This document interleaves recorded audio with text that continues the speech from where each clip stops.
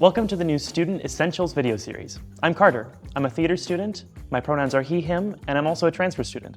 And I'm Patricia. I'm an international graduate student from Denmark, and my pronouns are she, her.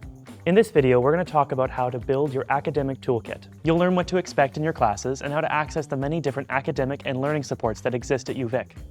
I'm excited about this one. Are you ready? Let's do it. Let's start out by going over some of the terms that you should know. UVic divides its school year into sessions. The winter session is from September to April, and the summer session is from May to August. Within sessions are terms. For example, September to December is one term, and January to April is another. Most UVic students study just during the winter session, but summer is a great time to pick up extra classes. Next one, full-time versus part-time status. Now, this information is for undergraduates specifically, so graduate students, hold on tight. You're considered a full-time student if you're registered in at least 12 units in the winter session, or 4 courses per term. A typical course is 1.5 units, but some are 3 units.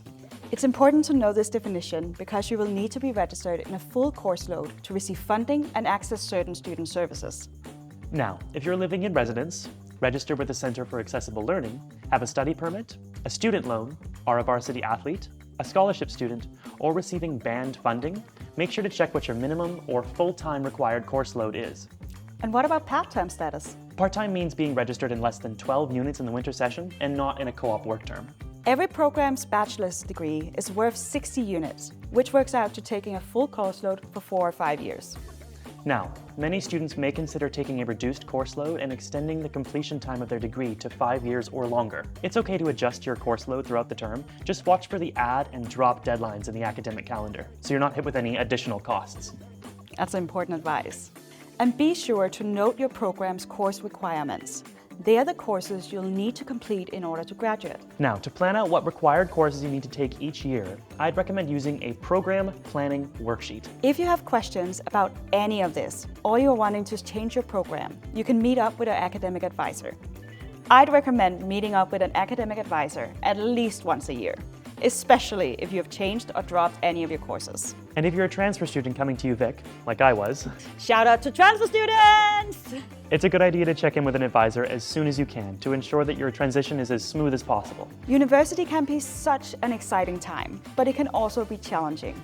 It's your responsibility as a student to ensure that you're taking the right courses at the right time. However, there's some flexibility within your program and your courses, so don't stress too much. Supports are available through your academic advising or your department if you have any questions. If you're a graduate student like me, it's your turn now. Let's go over what full-time status is for you. So full-time is defined as being registered in 3 or more units a term.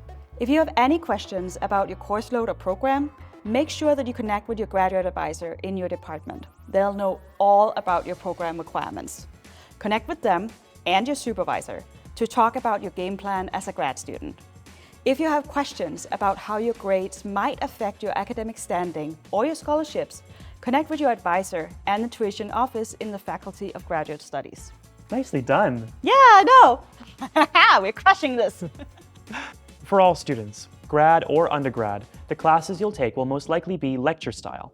But you may also have studio classes, labs, or seminars, which are smaller class sizes and more discussion-based.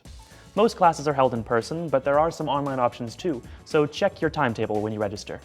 Your instructor will use a platform called Brightspace to house course information, class discussions, assignment submissions, and online quizzes. You will need a UVic login called your Netlink ID in order to access these course sites. Let's go over what to expect in your first class. Make sure to attend your first class. It's important for a few different reasons. You'll learn about your professor's teaching style, and you'll receive your course syllabus. This will have your professor's contact information, their office hours, required course materials, and much more. Speaking of office hours, can we talk about how important this is? Sure. Office hours are a designated time for your professor to see their students. You don't need an appointment, you can just drop by. It's definitely not as scary as it may seem. As you're figuring out how to navigate course load and the life as a student, you might receive a lower grade than what you're used to. At university, academic environments, grading standards, and assignment can be different from what you're used to. It's not unusual to see a change in your grades, and I promise it's not the end of the world. Absolutely. You're worth more than your grades, and learning as you go is an important part of this whole university experience anyway. And there are lots of supports to help you. What are some other tips and tricks we can share? The UVic libraries will often have copies of course materials, like textbooks, available to borrow for short periods of time. There are also ebooks and subject librarians who can help you find research materials. Depending on your learning style, the library has silent study and group study floors. It's really, really nice to have both options. In the Mearns McPherson Library, you'll find the Learning Commons, which houses lots of different academic supports like the Center for Academic Communication. Look, the Center for Academic Communication is an incredible resource for students. I cannot stress this enough. They have free one-on-one appointments and workshops to help students with reading, writing, speaking, academic expectations, time management, goal setting, studying tips, and much more. I can highly recommend their services, especially if you're an international student working in your second language.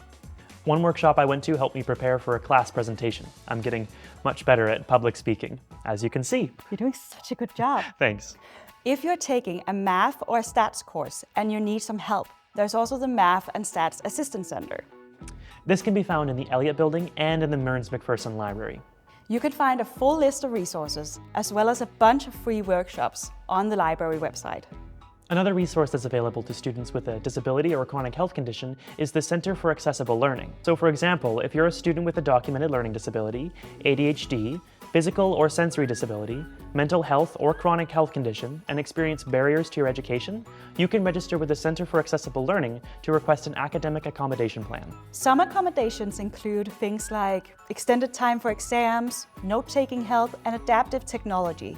To register, you'll first need a medical documentation of your diagnosis, and then you'll submit a pre-intake form.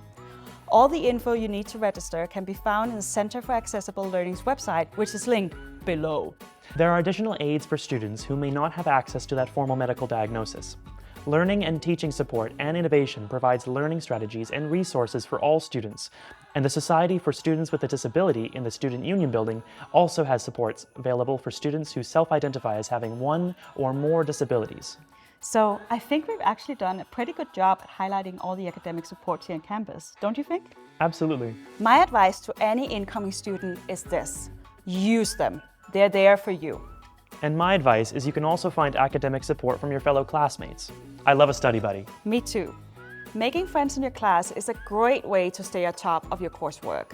The library has bookable study rooms, and there are lots of spots on campus to meet up and study together.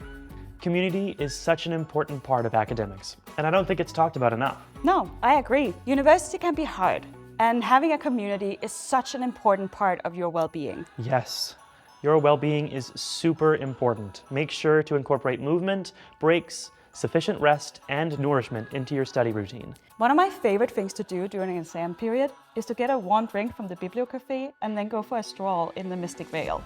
It's a really nice way to break up my studying. We're surrounded by so many beautiful green spaces on campus. Very true. Taking care of you is so important. Being a student in an academic space can be tough sometimes, and you'll definitely learn a lot during your time here at UVic. Both inside and outside the classroom. But in this video, hopefully you've learned some different ways to ensure you're getting the most out of your academics, where to go for help when you need it, as well as some tips for taking care of yourself along the way. Thanks for watching. And don't forget to check out the resources below for more information on what we've shared. And be sure to check out the rest of the New Student Essentials video series. Bye! Bye-bye.